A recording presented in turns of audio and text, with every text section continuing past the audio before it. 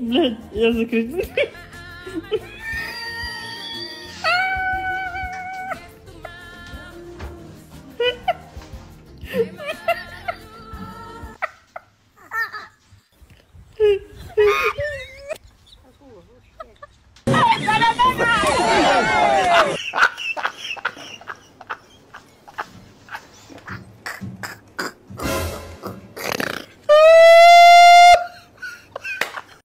lii kenn du ci wax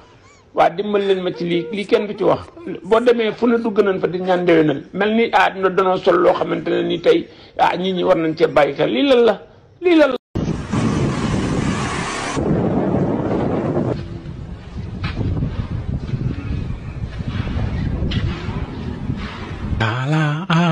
bado alaina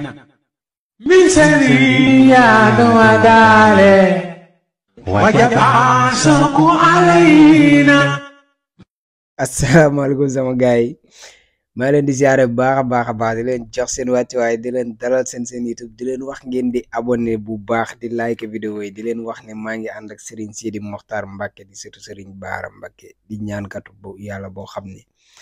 lepp lu jëm ci walu ngóor yalla daf ko ci tawféxal bu baax mu yor fas go xamne lolu képp ko taxaju ku ci am jafe-jafe bu mel nonu jokkool ak mom ci numéro téléphone bobu ci suuf day ñaan tamit day li ci xaar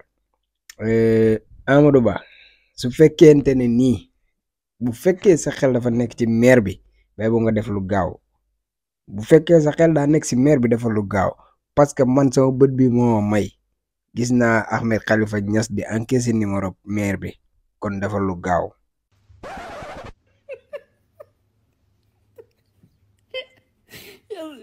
Я закричу.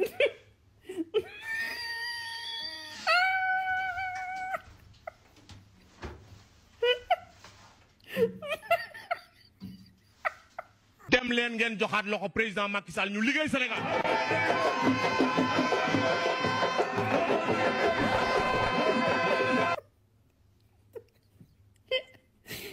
Блядь, я закричу.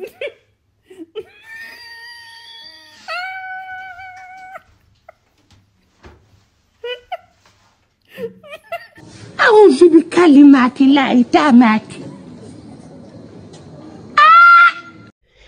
dafa lu gaaw wax naa la ko nag yaa gisal sa bopp Khalifa Niass encaissé na numéro boy bi te xam nga ni Khalifa Niass moom encaissé na numéro boy bi encaissé wu ko pour zéro xanaa ba nga def lu gaaw nag waaw suñu réew moom fi mu toll nii moom dafa jaxasoo moom ñu yow nga ne da ngay organiser dialogue national nga dem invité fa man ay Coumba Gawlo ci loo xam ne non c'est yow jàppal ñu datu élection lu ci Coumba Gawlo di wut bay way Coumba Gawlo lu muy wuti ci datu élection boo xam ne dañ ko war a jàpp ci num gën a gaawee way yàlla baax na ñun daal yàlla nañu yàlla yërëm daal ñun daal moom yàlla nañu yàlla yërëm te am na loo leen seetluwul nag is nga gis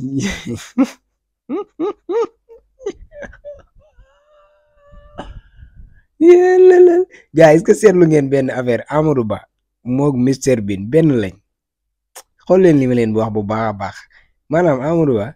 ak man dama ko xool rek sama xel mi yëpp dem si Mister Bin quoi kii moom ñàkkul ne am na lu mu bokk ak Mister Bin moom. ko damay tëgg sa xol yow yaa réew damay ñes sa xol bi léegi ay jaasi ba nga tasa dama lay manqué di wuy. te waaw après seen candidat bi man balaa maa gëm ni kii mooy seen candidat dama koo gis ba léegi sama xel kiiwul de gëw ma ne kii mooy seen candidat de waaw affaire bi xam na maa jaaxal trop xaw ma Mister Bin ngeen ñu indil fii xaw ma lan lum fa demee noonu xam na maa jaaxal daal. parce que ñun li ñu métti bëri na président dañoo wër réew mi comme ñëpp des centaines de jeunes ñu jël leen ñu dem defi volontariat ci réew mi ñun waa jëf 5 minutes lañ def ci salle bi ñu disque bi c'est inexploité pour un pays sérieux on peut pas aller aux élections présidentielles un candidat présidentiel ñooy wax ne disque bi c'est inexploité à côté ñu am 26 caisses yoo xam ne lépp bind nañ ko écrit xooluñ ko dañ ko sànni ci mbal bi mais loolu du démocratie donc man li may woote mooy ak waa jëf ñun processus bi élection yi dañ ko war a tëgg nu mu gën a gaawee comme ni nga ko waxee mais processus bi dañ ko war a tëggaat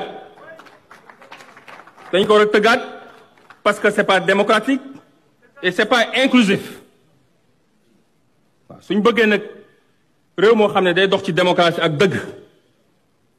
il faut que ñu demaat ci processus mu tàmbali ñëpp ñu jox leen seen chance que ñu jox opportunité à tous les sénégalais fépp fu ñu mën a nekk ñu tànn ki gën si ñun ñu jiital ko mu jiite réew mi. Thionia man nit bu ma respecté nga quoi dama koy wax solennellement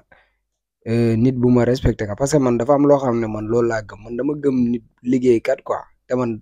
ci li ma jàpp liggéeykat nga parce que loolu laa gis quoi mooy dama lay gis ngay liggéey ci wàllu agriculture muy lu am solo dama lay gis ngay créer ay affaire quoi di jël ay nit di leen liggéeyloo ay di créer ay emploi quoi donte ne nekkul loo xam ne comme li ñu foog ne mooy créer emploi mooy créer ay tijji ay télé ak ay affaire yooyu mais yaa ngi liggéey ci beneen façon boo xamante ne nii lu ma apprécier la lu ma rafetlu la quoi man naw la si loolu jël la référence su ma juumul mas na maa def ci yow vidéo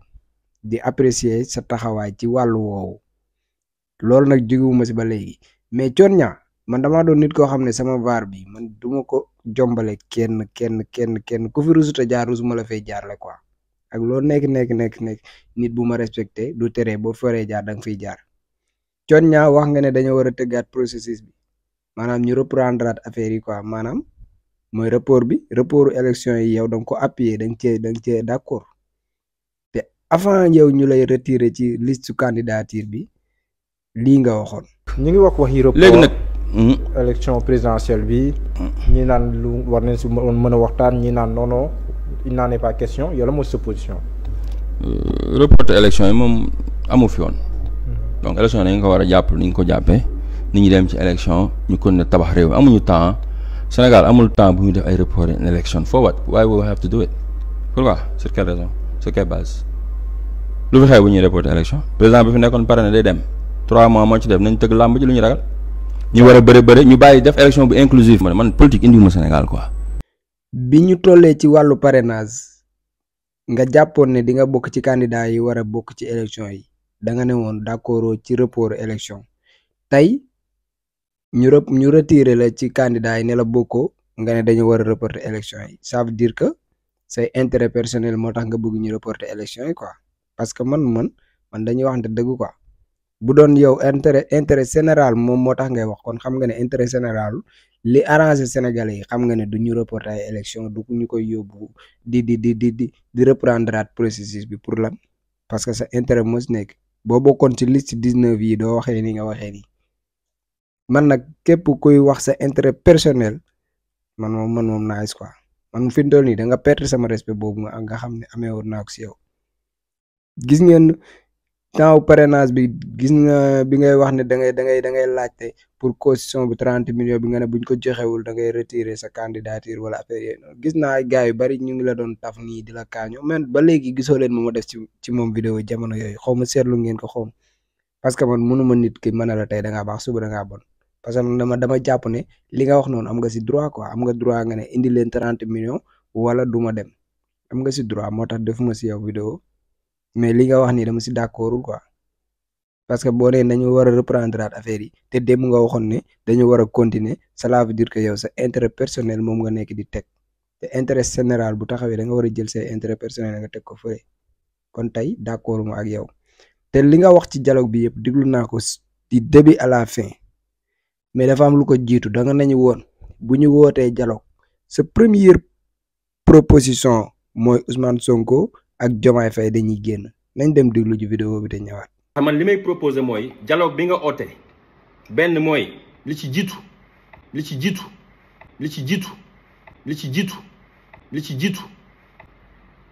mooy le président Ousmane Sonko nga génne ko ci kaso bi du place am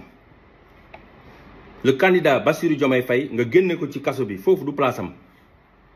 ak mbooleem détenu politique ñoo xam ne dañuy bind ay post Facebook wax liñ xalaat ñi nekk ci kaso bi boobu ba léegi seen waajur yi sonn seen njaboot yu sonn ñu nekk ay espoiru famille war a bokk ci li tabax réew mi ñu génne leen ñoom ñëpp pour apaiser le climat politique pour jàmm ñëw ci réew mi. débat politique bi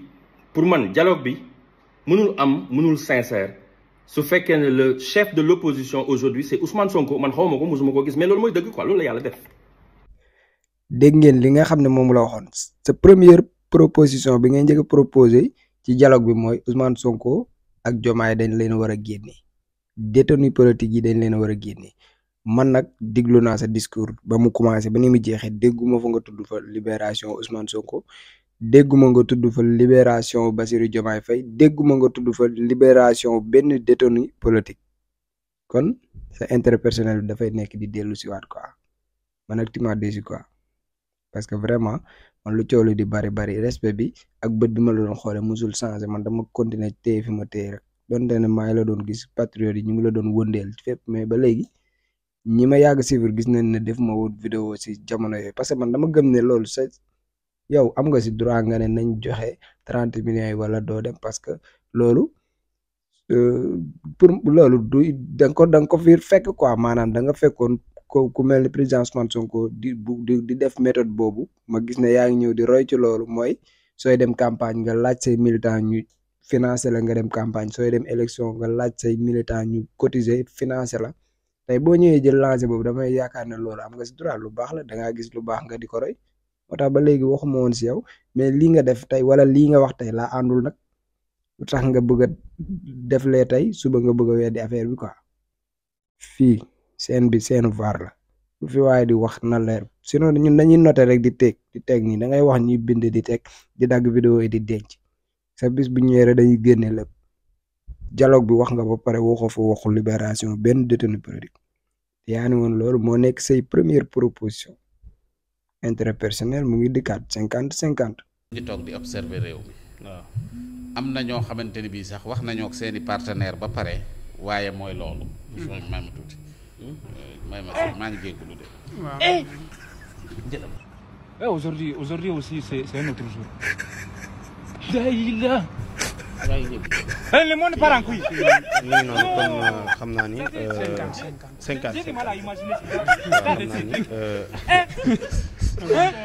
ki koy woo mënu ñàkk mënu ñàkk si nañ góorgóor rek. man kay 16 yi lu ñuy def laa bëgg a xam man kay 16 candidats yi ci boppam lu ñuy def laa bëgg a xam. nañ góorgóor rek élection yi de en tout cas moom ñëw na bu pare. lu Moussa wax nag tey yow Moussa du wax dara tey. non Moussa kay man kay vraiment. Moussa na ma baal. non tey du wax dara di. Moussa na ma baal. waaw parce que macha allah. waaw farata li nga doon def farata. maa ngi jégalu farata la.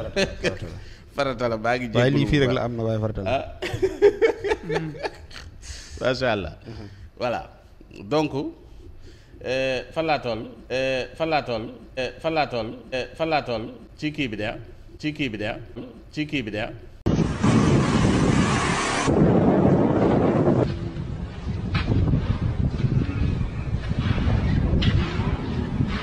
Alaan bado alaina min saniyado adale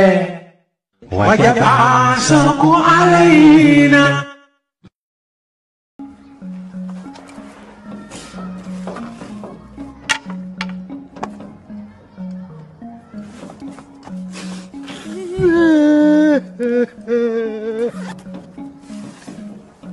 ay ba tey ba ñoo commencé du ma dañ di leen présenté Serigne Saliou Mbacké borom njurul ku yàgg siraan samay vidéo yàgg ngaa gis ma leen koy présenté muy ko yàlla dénk xam-xam loolu nag macha allah li nga wax mooy dëgg kon boog Serigne Saliou Mbacké borom njurul présenté waatal garab gi gars yi mën a xam njariñ li borom njurul cabinet la yoo xam ne am na Dakar rek la ñu amoon léegi am na Mbour am na Touba ñoo ngi ci sant yàlla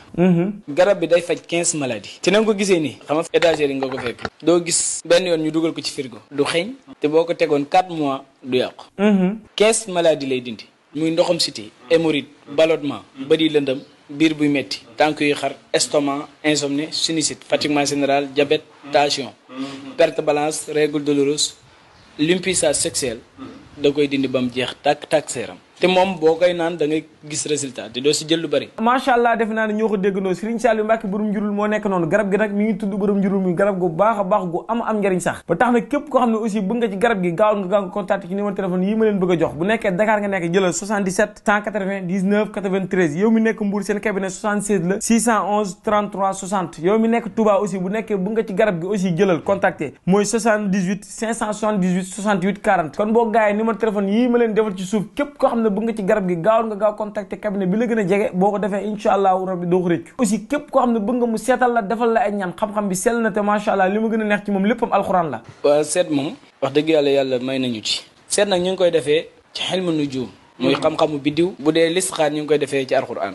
ñun dañ lay wax lépp loo xam ne weesu na ak li nga xam ne yaa ngi koy dund nii te xam nga ni lii moom mi ngi lay arrivé moo xam métti na moo xam méttiwut yaa ngi koy dund nii ak li nga xam ne ñëwagul loolu nag xëy na dund goo ko waaye dana am signe yu la koy wan den la wax signe yooyu wax la sabab bi lépp lu la dal wax la fi ngay teg sa tànk wax la li nga xam ne moo lay yàqal ba noppi wax la sarax ya li nga xam ne boo ko defee rek mu dañ macha allah ñoo ko déggandoo gars yi Serigne Saliou Mbacke borom julul moo nekk noonu xam-xam bi sell na te léppam alxuraan la kon boog gaaw leen gaaw ngeen contacté ko Serigne Saliou Mbacke borom julul kontaan naa ci li ngay saafara jafe-jafe askan wi